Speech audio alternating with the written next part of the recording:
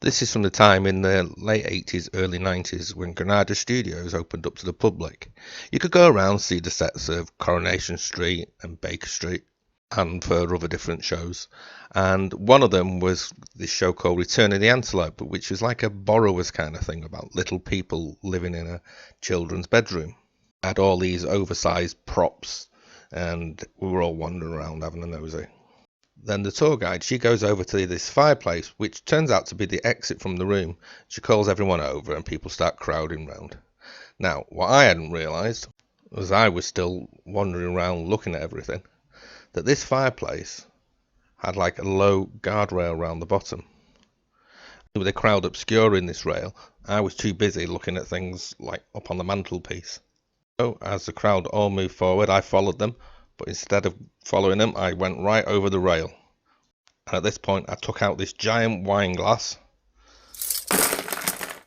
and this giant plate. The wine glass started binging and bouncing around, and everyone was expecting it to explode. The giant plate went off, rolling off around the room. But then the glass settled down and didn't explode, and then the plate come rolling back.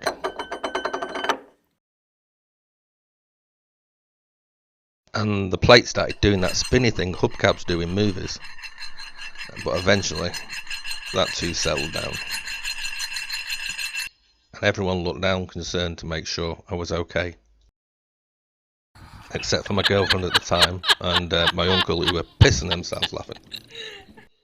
I was too busy pretending that I hadn't really hurt myself when I had, because I just wanted everyone to stop looking.